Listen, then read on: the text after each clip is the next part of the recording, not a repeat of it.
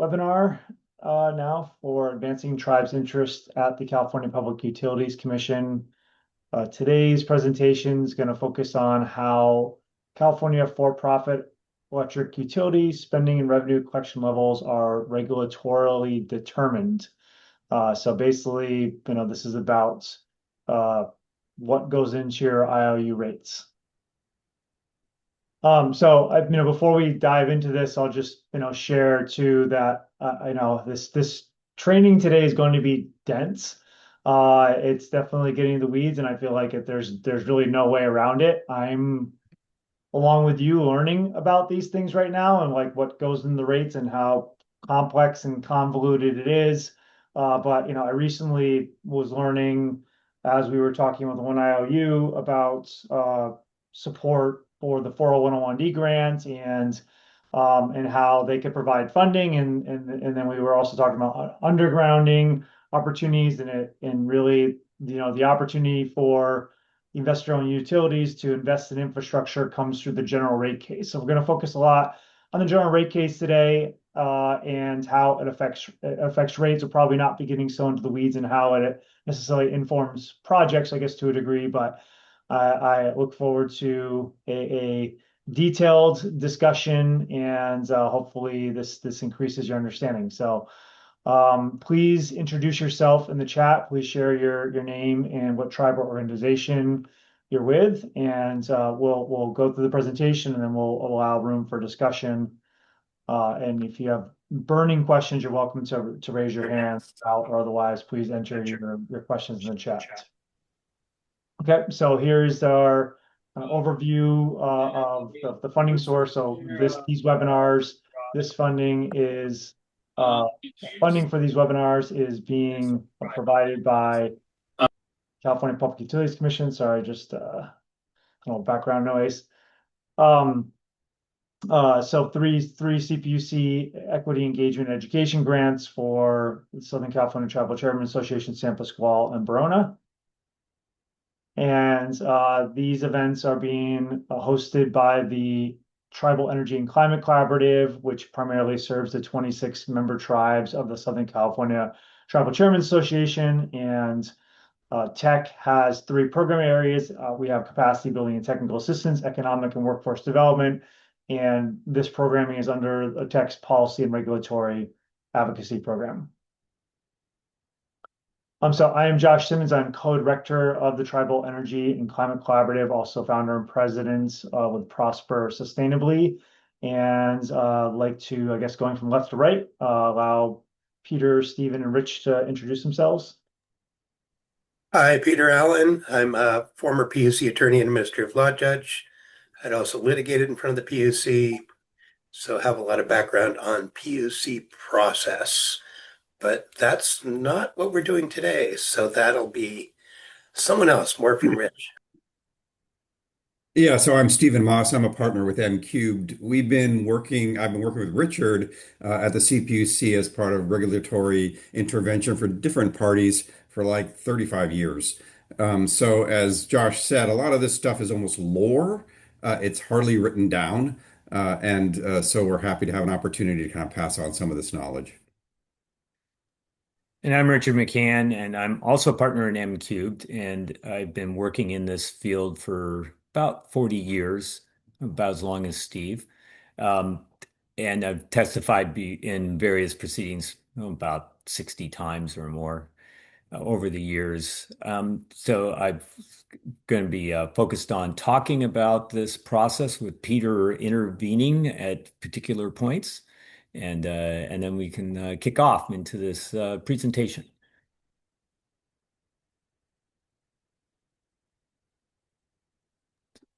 Great. All right. So I will turn it over to you, Rich, and then I'll step in here and there with a bit of color commentary as well as Stephen and Peter. So I'll take it away. Okay. Thank you. So I'm just going to start off by pointing out that this whole process has become more salient because electricity rates have really escalated over the last dozen years. This chart shows how much electricity rates have gone up for the three major investor-owned utilities, or we'll call them IOUs, for short, over that time period. There's an adjustment for inflation in here. That's the lighter shaded numbers, but overall, PG&E's rates have doubled in that time. SDG&E even more than that. In Southern California, rates have also gone up substantially over this time period. Next slide. So the utility spending is driven by many different factors. One of the first ones is just meeting reliability and resource adequacy needs that some of you might remember the rolling blackouts that happened in 2020. That has driven more interest in bringing in enough generation assets in order to ensure that we have a reliable grid, and that increases our spending to do that. We also have vast infrastructure that's being serviced by the investor-owned utilities. They have both a need for expanding their transmission and distribution grid and also having various soft costs like managing labor, insurance costs that are substantial and growing, and other factors which cause their rates to rise. And the third aspect is dealing with the financial stability of the utilities. PG&E, for example, went bankrupt in 2019. And there's other aspects that include recovery of stranded assets, like the Diablo Canyon nuclear power plant, and also decoupling of sales revenues from profits so that the utilities maintain the same level of profits no matter what their sales are. And finally, there's climate change and equity policies that enter into those costs, reducing greenhouse gases, purchasing renewable power contracts, meeting other environmental mandates, and then funding public purpose programs or PPPs for research and development, and also funding equity programs that the state has mandated. Next slide.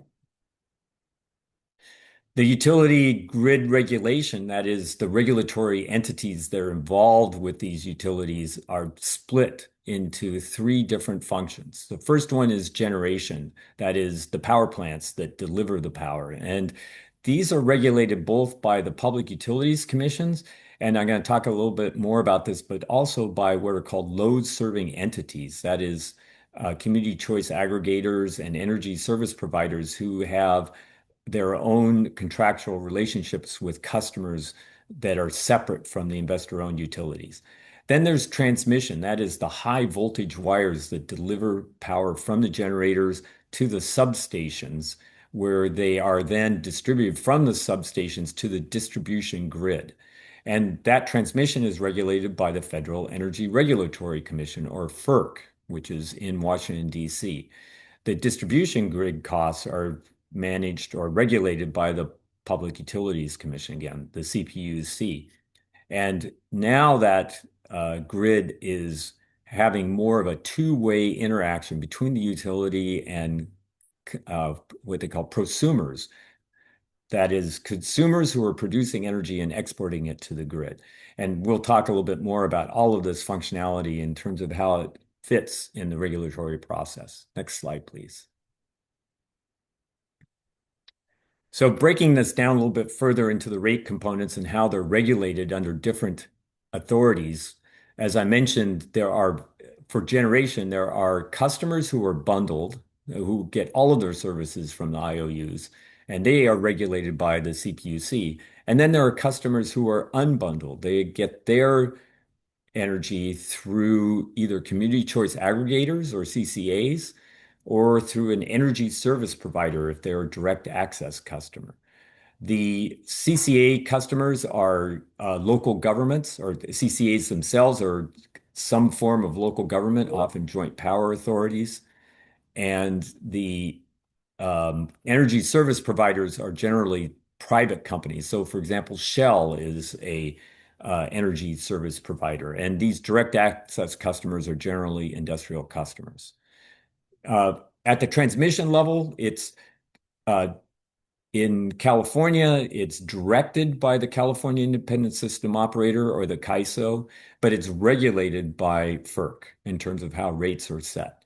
For distribution, it has many subcomponents, which uh, we're probably not going to dive into them too much, but that's a whole nother discussion of its own. Um, this is regulated by the CPUC. It's where the wildfire expenditures are included and regulated as under distribution. There's also nuclear decommissioning funds, which are regulated by the CPUC. There is a wildfire bond fund, which is there to pay for wildfire liability for the utilities. It was basically a replacement of the Department of Water Resources, or DWR bond, that was set up in 2002 by the state legislature, and they repurposed it into the Wildfire Bond Fund. There's also public purpose programs, which fund both research and energy efficiency, with targets set by the legislature and the CPUC implementing those programs and funding them.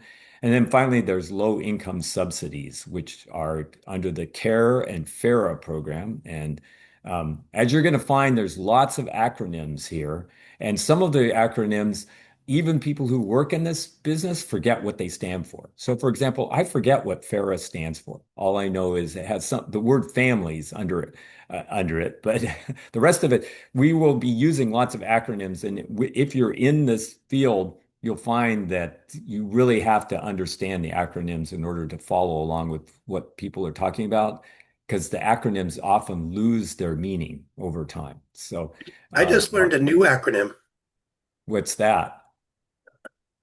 MEGO, MEGO, stands for My Eyes Glazeth Over.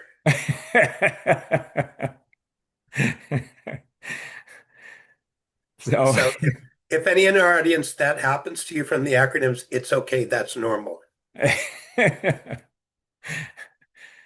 so next slide.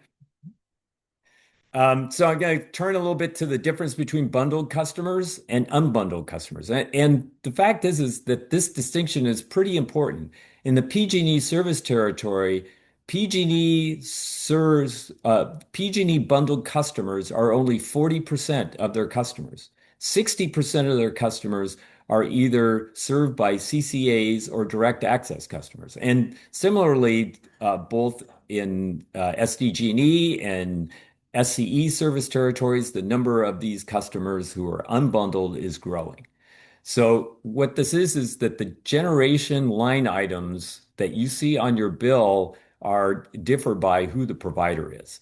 If you are bundled, it shows the investor-owned utility, PG&E, SCE, SDG&E, and that power is coming from either utility-owned assets, so for example, PG&E's hydro system, or from Diablo Canyon, and also from third-party contractors. That most of the renewable power is coming from these third-party entities. The CCAs have all contracted power.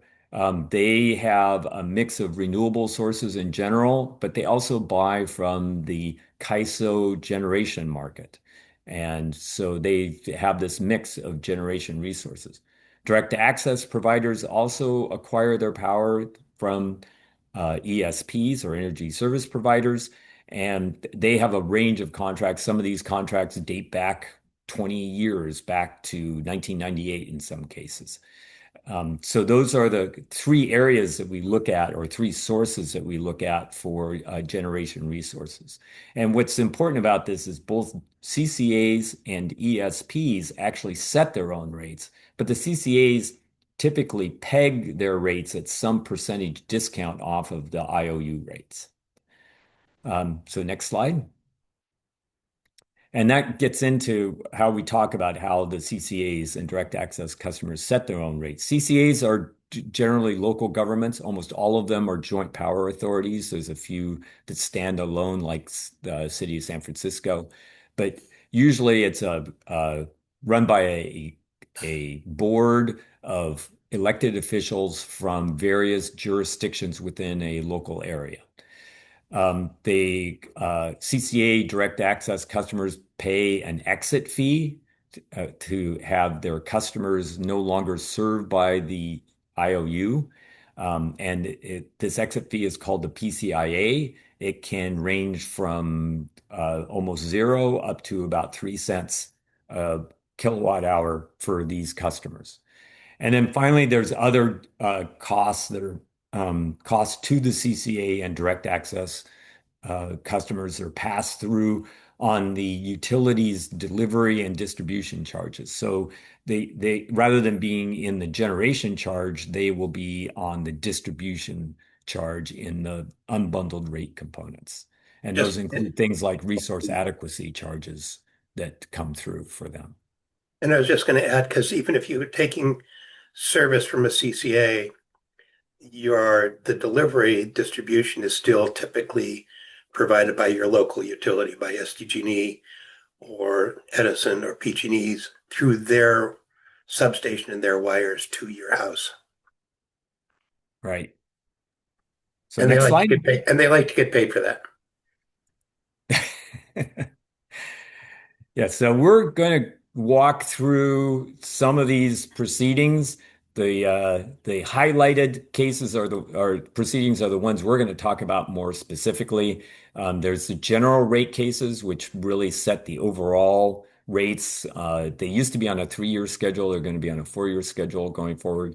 And the Energy Resource Recovery Account, or the ERA, which is an annual update of the generation rates plus a couple other components. There's other proceedings as well that influence this process. The cost of capital case, which sets the authorized rate of return for the utilities on their investments. There's the wildfire mitigation plans. There's energy efficiency and public purpose program budgets that are set for the utilities.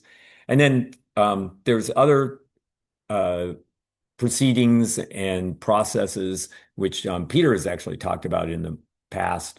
There's rule makings, which set overall targets for the utilities. There's investigations, which are often paired with rule makings.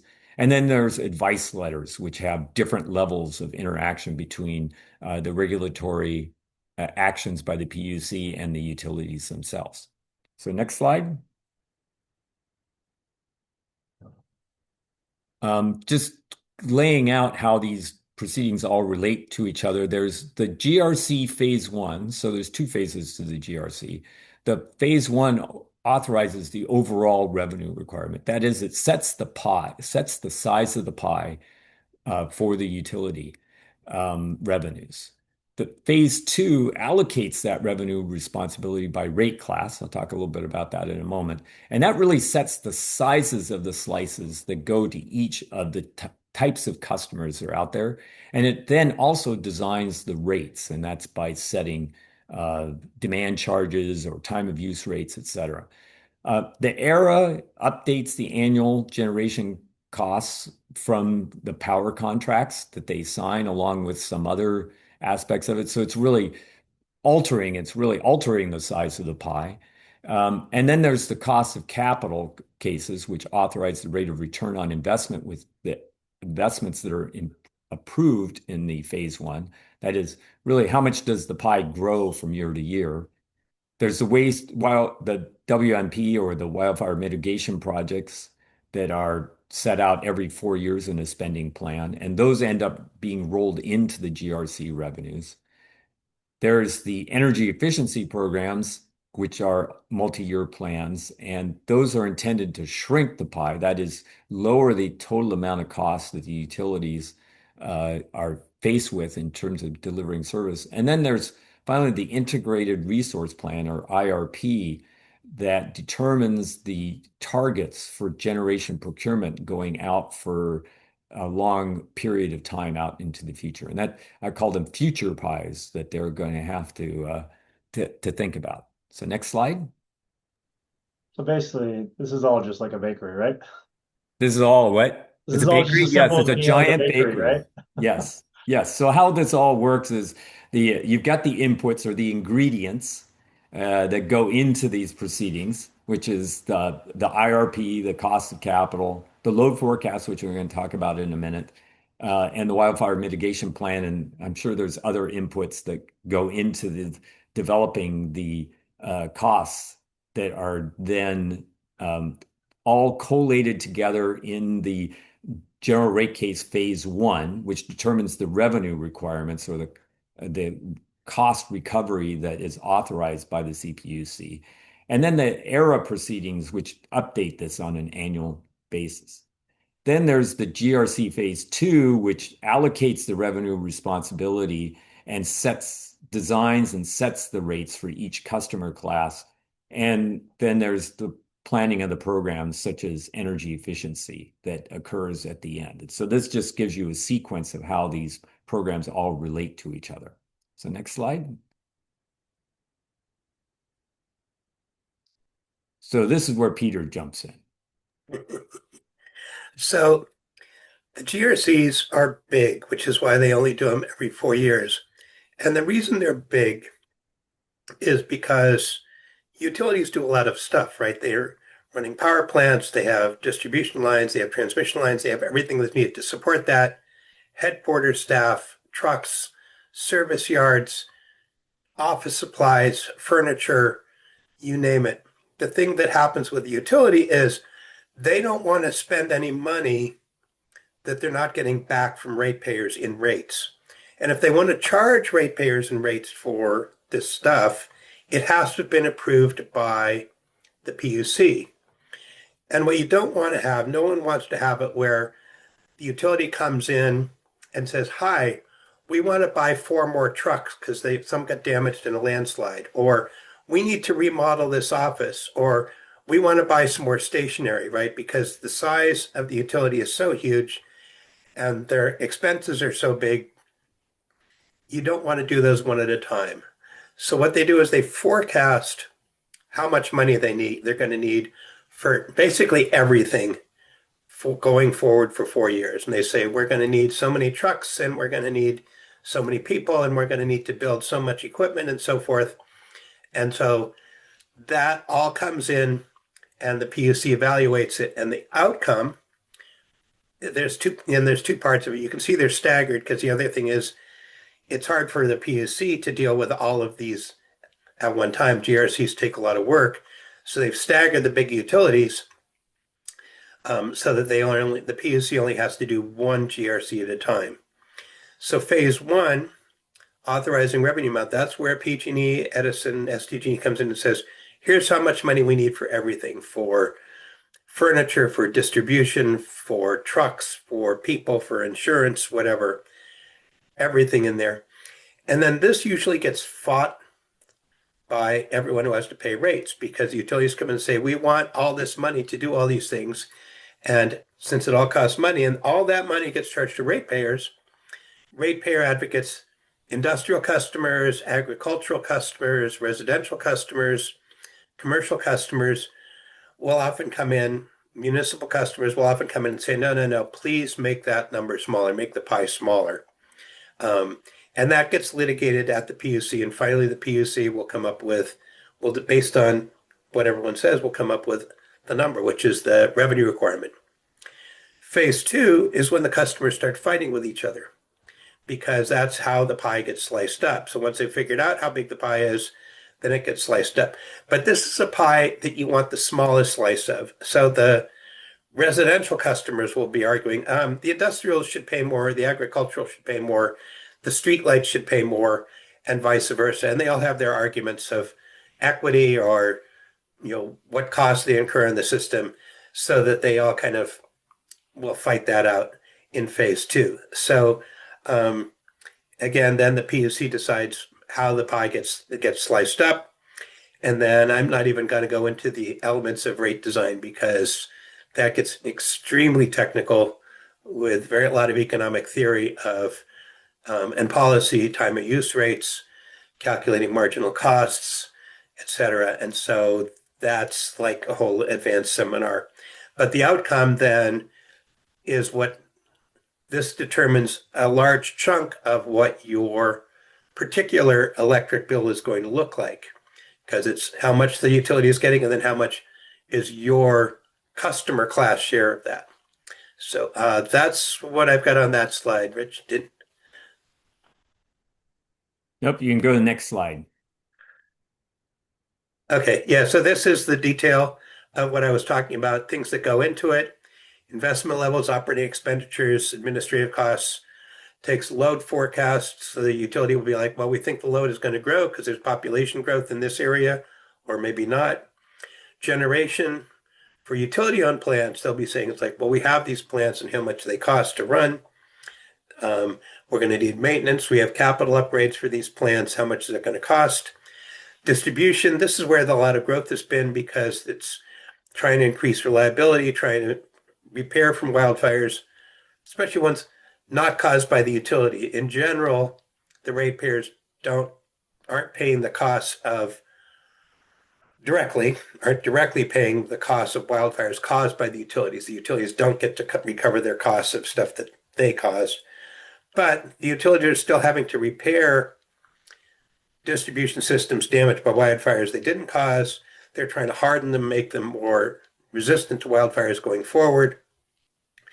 As you have load growth growing, they might have to make the distribution system bigger. So this is where right now a lot of increases in costs are in beefing up and improving the distribution system.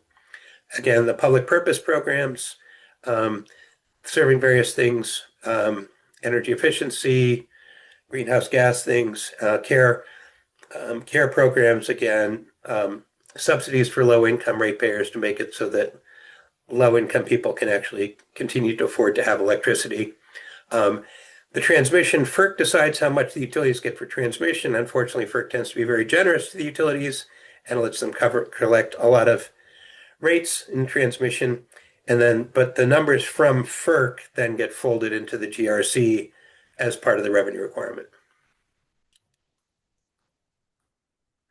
And then I can talk about more about the load forecasts. And this is another kind of a sidestep into a issue that actually ends up affecting the many different phases of the regulatory process. So the forecasts that are developed for phase one are used to justify capital investments.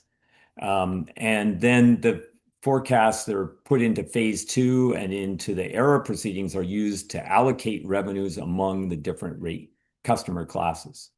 So they are used both for justifying grid investments and for forecasting power procurement needs in, for example, the integrated resource plan. The forecasts are developed by different entities. They're done by the utility themselves, by the California Energy Commission, and for the CAISO for different purposes. The CEC produces local load forecasts for local distribution planning areas that are used for distribution planning, and those drive the investment decisions in the GRC phase one right now.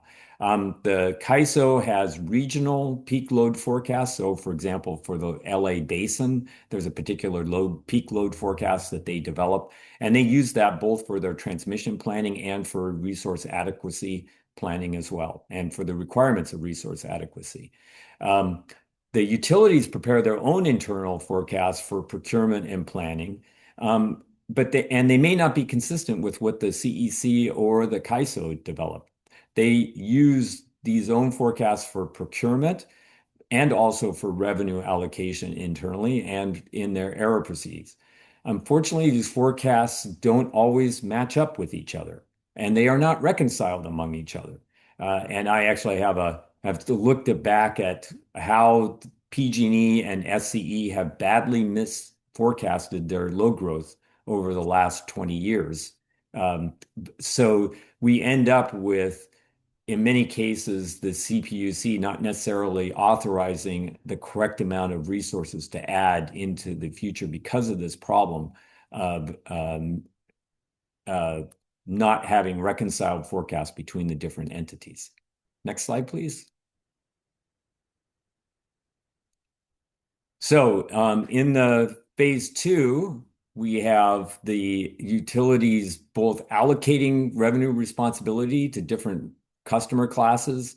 There's residential customers, commercial, industrial, agricultural, and street lighting forecasts. They all have different characteristics that depend on their sizes and other characteristics of the customers.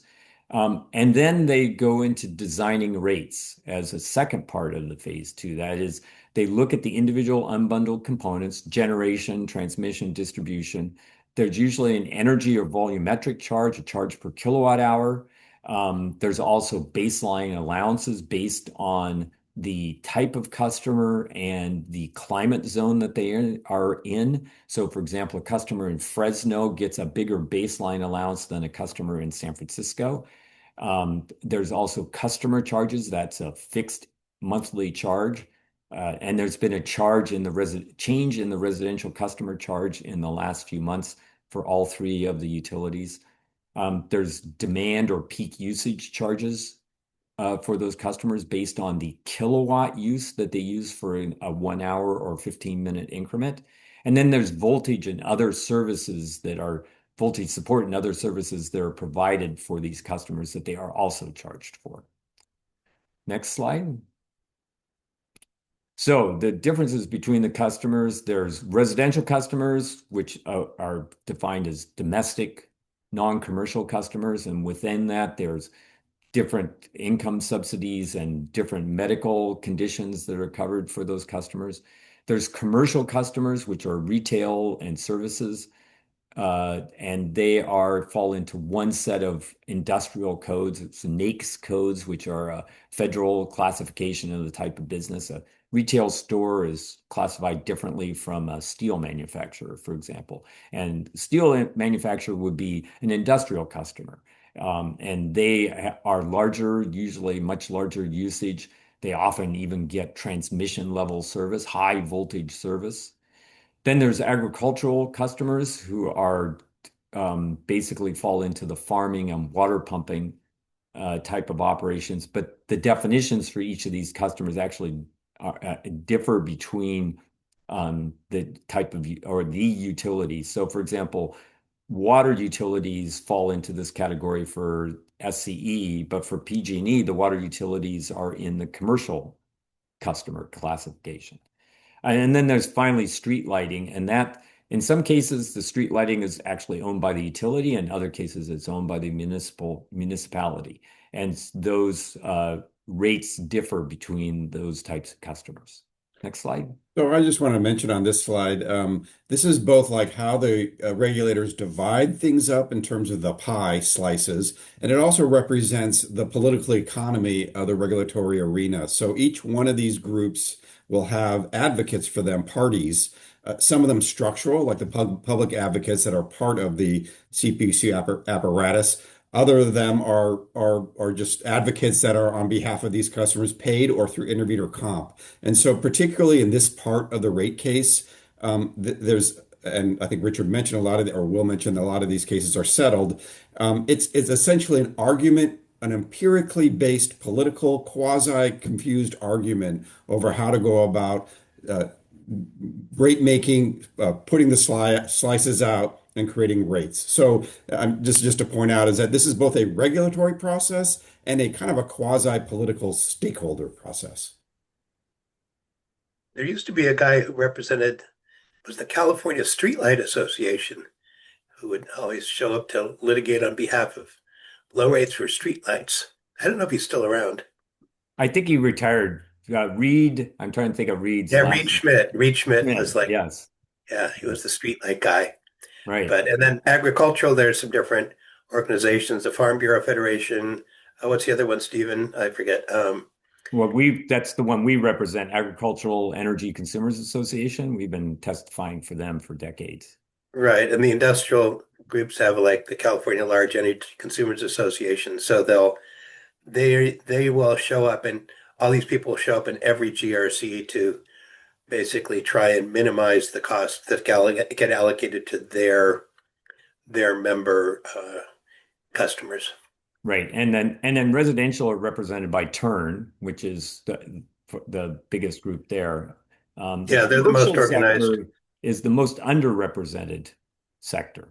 Right. And that actually among the tribes is your largest customer classes for your own tribal operations fall into this category. And just to let you know that this is the old adage of don't tax me, don't tax you. Let's tax the guy under the tree, the other guy under the tree, saying something's more poetic. But anyways, commercial ends up being the other guy under the tree in many cases in these proceedings. Yeah, if you don't show up. Yeah. So anyways, just digging into this a little bit deeper about the two sub phases of the phase two. There's a revenue allocation phase and the rate design phase. And within the revenue allocation phase, there's an initial allocation that comes from an economic valuation method. That is the revenue is allocated based on an underlying principle about the cost of service for those customers. And then that does about 70 to 90% of the revenues, depends on the year and some of the other interventions by the legislature, which is most of the remaining allocation is specified either by previous PUC decisions or by the legislature without regard to the value of service that the customers are receiving. But as Stephen mentioned, this process is often determined in a settlement, is that there's a negotiation among the parties that uh, basically divide up the pie among themselves, depending on the type of testimony and the proof that is presented by the parties in that process. I don't think I've ever been part of a case that was actually ultimately fully litigated all the way through to the end. There was the 2020 PG&E GRC where there were certain elements of it was litigated, but ultimately the revenue allocation was determined by settlement. Then after this is done and all the pie slices are set out, there's the rate design, which again uses these economic valuations for doing the initial design of the individual components. How much should the demand charge be? How much should the energy charge be? How much should the customer charge be? But then they are all negotiated within the rate class. The agricultural party customers sit down with the utility and they negotiate what are good demand charges for the different rate designs or rate tariffs that are there. And that happens in each one of the different rate classes. It gets to be the most detailed and technical phase of the operation because there are many aspects of the rates that go into issues that really are at a very high engineering level of determining the valuations and how those rates should be designed. So next slide. And so that's really the conclusion of the GRC. So now we move on to the Energy Resource Recovery Account, or the ERA. And this is done annually. This application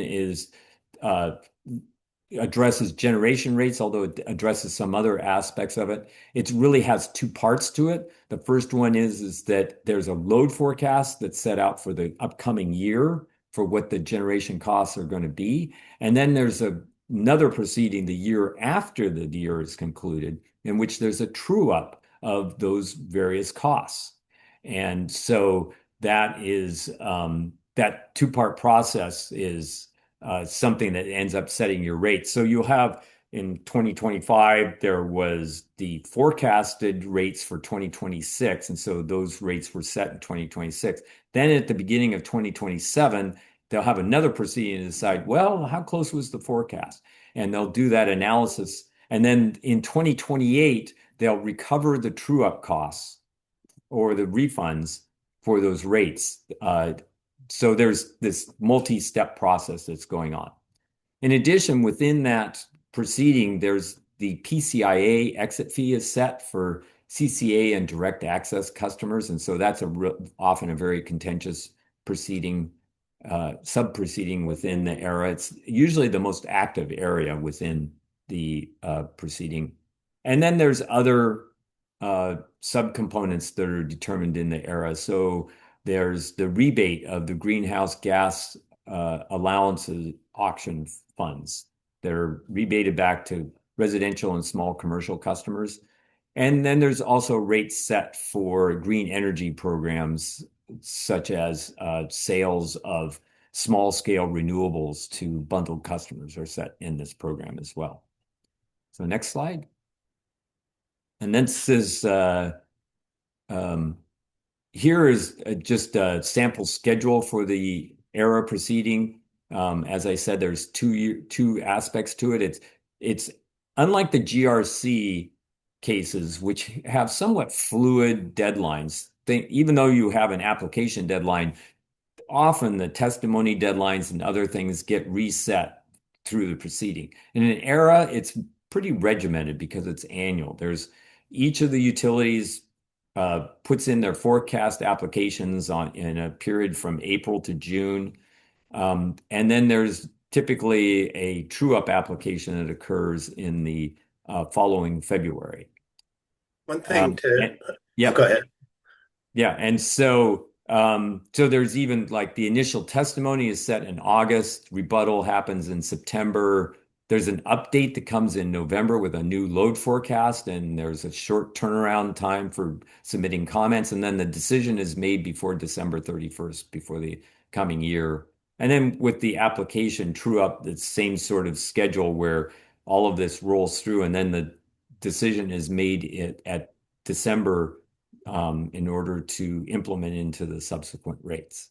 You want to comment, Peter? Yeah, one of the things, if you look at this schedule and you notice the GRCs, they take a long time.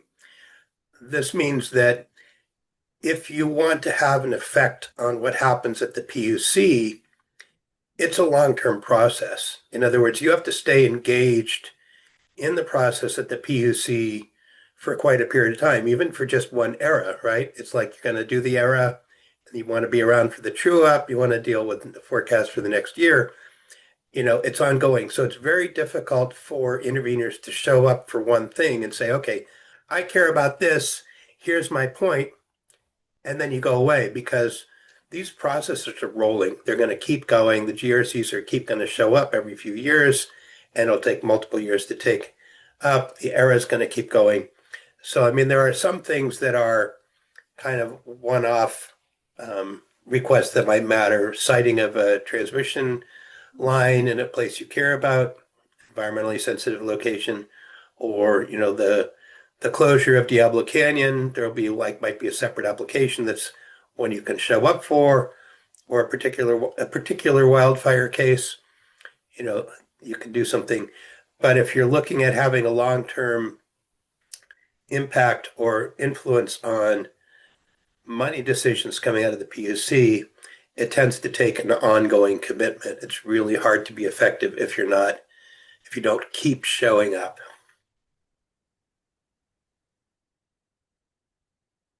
Yeah, it's not like even like in the legislature where you can just follow a bill for 4 months and have an impact. You will in 4 months almost never will you have an impact at the PUC.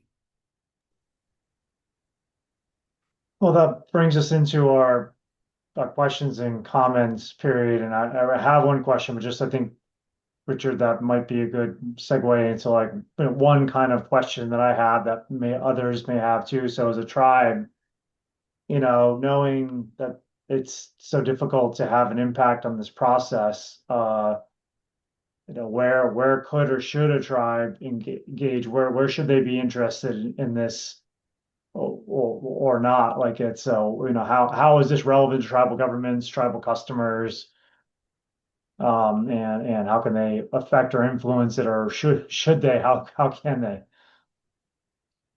Yeah, no, that's a tough question because it's hard to have the ongoing thing. I mean, the thing Richard's pointing out with the GRC and the ERA are that those are big money things.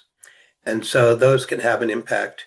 I mean, I think one of the things for tribes would be to look at things where what the tribe has to offer is something unique or special than this. So for the GRC, there's a bunch of people in there representing these different interests. One of the things the tribes could ask is, are tribal interests being addressed in there? Is it possible that, say, in a phase 2 of a GRC, there's a separate customer class for tribes. That would be an argument to try and raise. It would be an uphill fight, but you could do that. Or the thing to do is look for specific rulemakings, because rulemakings will run, and they'll typically run for a year or 2 years, maybe 3 years, and they'll set up rules for going forward. And so, for example, with the tribal OIR, there's an opportunity for tribes to try and set some rules going forward. Or there might be something that specifically impacts a tribe. I know that, for example, issues around Diablo Canyon and the Chumash, there's a lot of land use and environmental issues that the Chumash are interested in relating to Diablo Canyon. Certainly in the far north, the Yurok have been interested in some of the dam cases and the hydroelectric issues. So there might be some cases that are specific to the tribe's needs and interests that are not quite so ongoing, where you could actually have a bigger influence.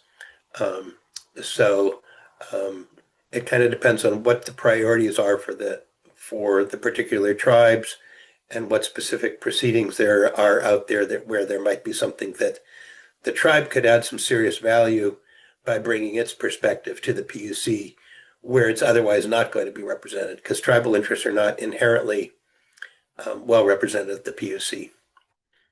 They are supposed to have a tribal advisor. That position keeps becoming vacant, and so that is a weakness at the PUC currently.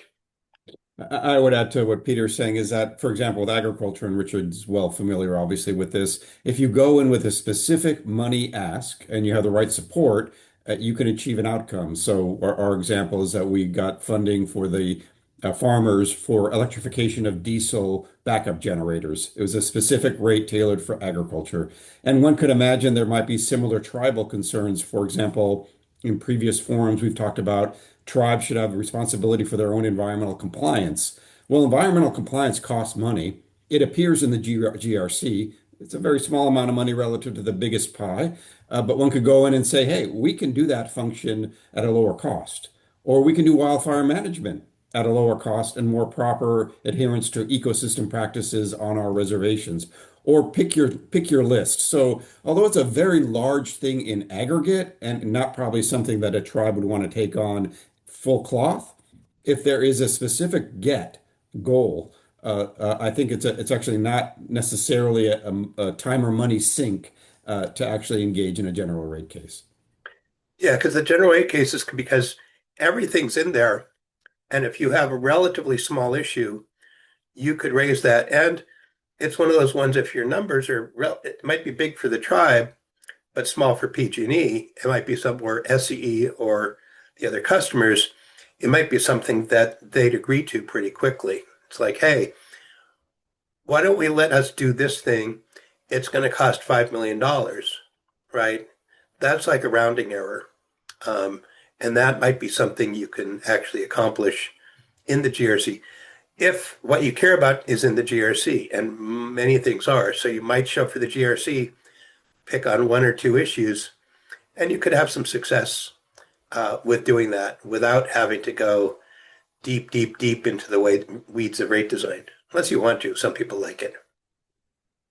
Yeah, it's probably the two examples I can think of the tribe might think about. One is in the wildfire management plan. If you want to get funds to manage wildfire issues on your tribal lands from the utilities to intervene in the WMPs for the utilities, because they are spending oodles of money in that proceeding, and studies are showing they're not doing it very effectively. So that's one area. The other one is in local reliability. They focus on generation, on the transmission voltage level areas for reliability. But in fact, the biggest reliability risks are at the distribution level.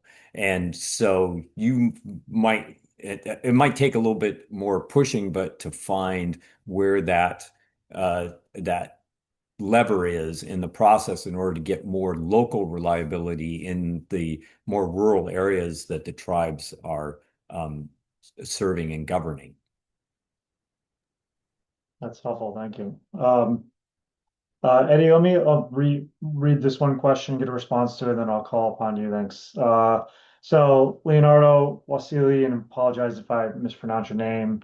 Says one of the questions I have is around public and private partnerships. It seems like the public is used for supporting the capital, then the cost is recovered through profits that the private participates in, but at rates that are too high, so the ratepayers are paying for corporate private profits instead of cost recovery, repairs, and replacements, and the interest on debt and bond series. I mean, I guess my initial response is yes, but the customer's paying for all those things. Actually, they're paying for the profits, they're paying for the cost recovery, they're paying for the debt. So I guess Richard, do you have anything that, or anybody have anything to add to that? Yeah, that risk issue is becoming more and more salient, even across the United States. That it's the growing recognition that the utilities are getting too high of a rate of return on their investments because the risks that they face are much smaller than what they claim. And I, in a case that we did on cost of capital a number of years ago, we asked the utilities to give us um, investments where they had made an investment in money and then had not recovered the investment. And they came back with numbers that were like in the tenths of a percent of their revenue requirements. And so we said, there's no risk here.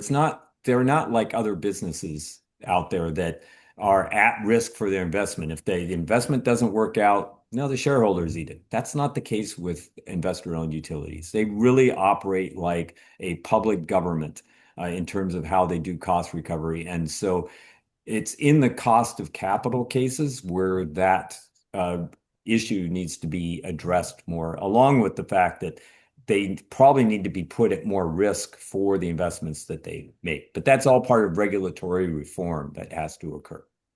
Yeah, so, and just to add on that, I know Gene Coyle with Turn was making that argument that the rate of return was set too high back in the 90s and couldn't get a lot of leverage. Part of the problem is the bond rating agencies and Wall Street will often be allied with the utilities and start screaming about how there's regulatory risk. If the PUC reduces the rate of return, that'll increase their cost of borrowing. And so if you cut rates, it'll cause rates to go up. And certainly there's been some suspicion that utilities, particularly PG&E, was underspending on repairs and essentially pocketing that extra money. Because certainly if you look at the San Bruno and Paradise disasters, those were essentially kind of failures of maintenance and repair of the systems. And the question is, well, where did the money go that should have gone to maintaining that system? And there's a suspicion that the PUC hasn't really pursued, that got spent on other things instead.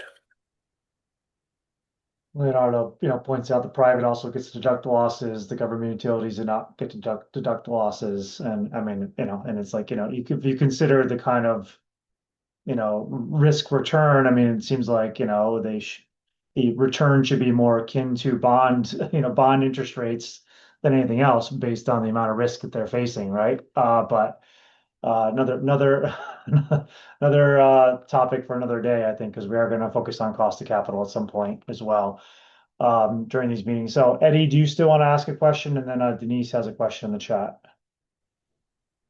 Yes, Richard, I think one of the things that interests many tribes is that we've been getting the same response from SDG&E about the lack of undergrounding in near reservations and tribal areas, and that it wasn't part of the GRC, or like, hey, we didn't get what we wanted for the GRC, or we've funded programs already. But one of the issues we've kind of come across is that even if they do get the rate that they wanted, right, for undergrounding lines, that they don't prioritize those projects on the reservation. So with that discussion, could that be like worked into those like step two discussions where as tribes, we have a collective of tribes that advocate for this use on tribal lands? Because it feels like even though sometimes they get the money, it doesn't get funneled towards the tribes. It's like they're going towards the big cities, they're going towards their larger customers, their commercial customers.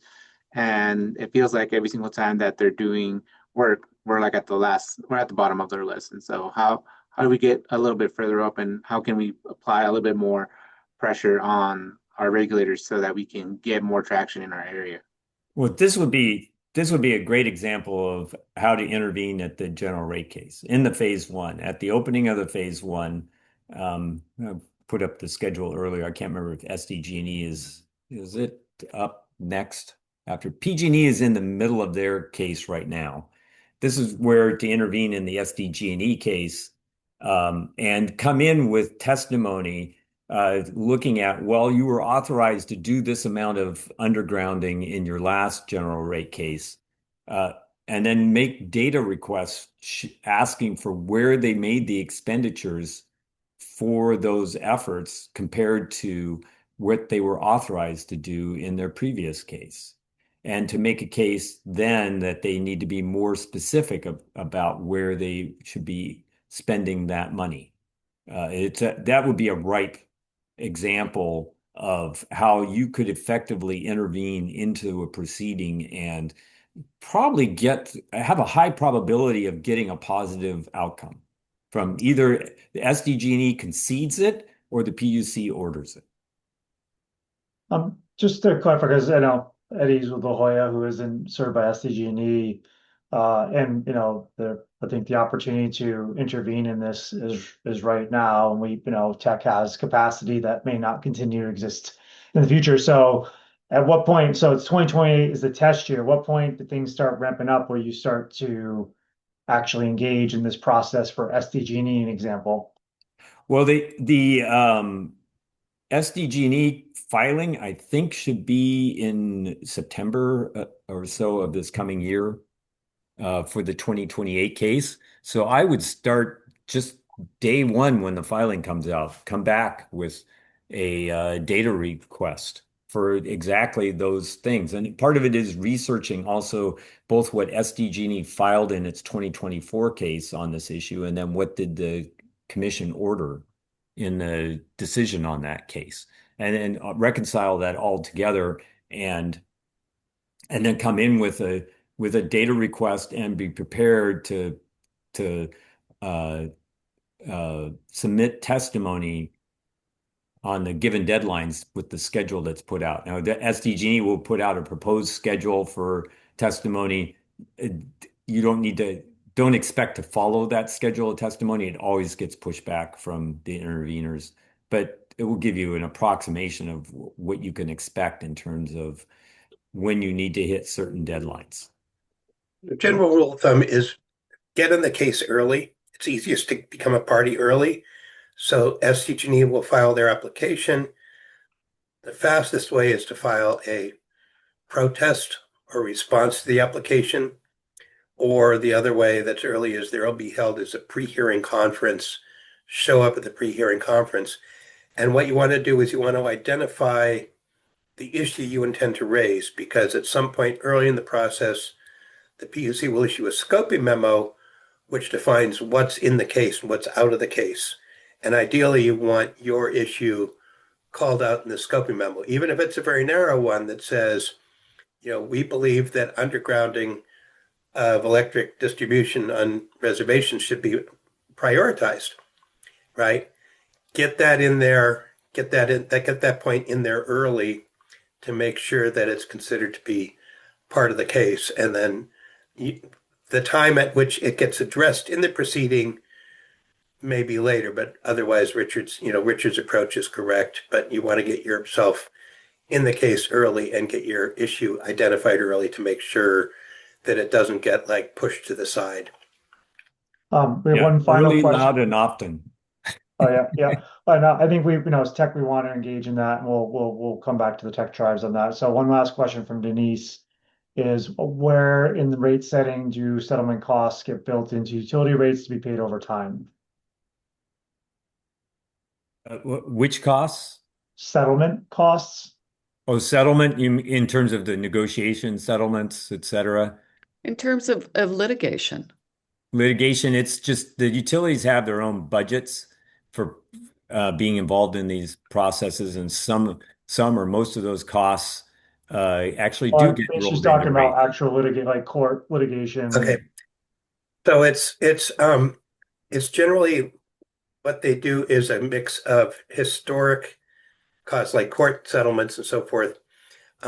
Typically, if it's a settlement where not one where the utility totally screwed up, what'll happen is litigation costs are tracked from a prior period, and then they look at the average of that and then forecast going forward. So they'll say, okay, our litigation costs were X, and we're forecasting some similar number going forward. Parties can then contest that, arguing it's like, wait, you've built in, $2 billion for the penalty you had to pay in this case. Ratepayers shouldn't be, basically asking for ratepayers to pay that going forward. That should come out. Richard, is that consistent with your understanding? It's kind of like a rolling average forward prediction combination. Right, right. They have that kind of element. And then actually, in some cases, there's true up, but often there isn't. This is part of the auditing problem, the lack of true auditing that happens at the PUC. So the utilities can roll in costs, and then it becomes free money in the future to a certain element because they don't go back and reconcile up with the actual spending in many cases. Right. But the thing that's really hard for interveners is that the utilities get to recover all of their cost for litigating at the PUC. So when they come in with their general rate case with their lawyers or any other proceeding, the cost of their lawyers to litigate the PUC, litigate the GRC to get more money, they recover those costs from rates. And so it's it's an uphill struggle for anyone who actually has to pay their attorneys to litigate against the utility. Yeah, and there is what's called an intervener compensation program, which the tribes might actually be eligible for. It's yeah, it's a little tricky and it's not guaranteed and it's slow. So it And it has takes a long time. And the PUC right now is using that process to strangle interveners. They are running out compensation cases out 2 or 3 years in some cases, and trying to just drain them of money. And it seems to be an intentional policy. They're much more restrictive, whereas they do not actually monitor the utilities spending on litigation to the same degree. They do not scrutinize those costs. Hmm. So it's a greatly tilted table between the two. Okay, thank you. Awesome. Well, one last comment, or Leonardo, legal fees can be associated with a particular project. The fees wouldn't exist unless the project was initiated. Then legal fees for compliance with utility policies and a general counsel or costs of incidents that legal has to do because there's been incident is not clear, needs legal advice. They all seem to be separate functions of rates. Well, I want to say thanks for a few minutes over time. I appreciate Richard and Peter, the insights, the detailed information, and Stephen as well. And ultimately, I think through TECC, with most of our tribes being San Diego Gas and Electric tribes, I think we have an opportunity to engage in a general rate case starting in September, and and potentially addressing some of the topics that were raised here today: undergrounding, environmental, wildfire management, so on and so forth, and see what we can do, and even getting alternatives undergrounding, maybe of getting distributed energy resources, which certainly will be an uphill battle fight, but potentially one worth making. Appreciate your guys' time. Appreciate everybody being here, and look forward to seeing you next month. Thank you. Thanks, everybody.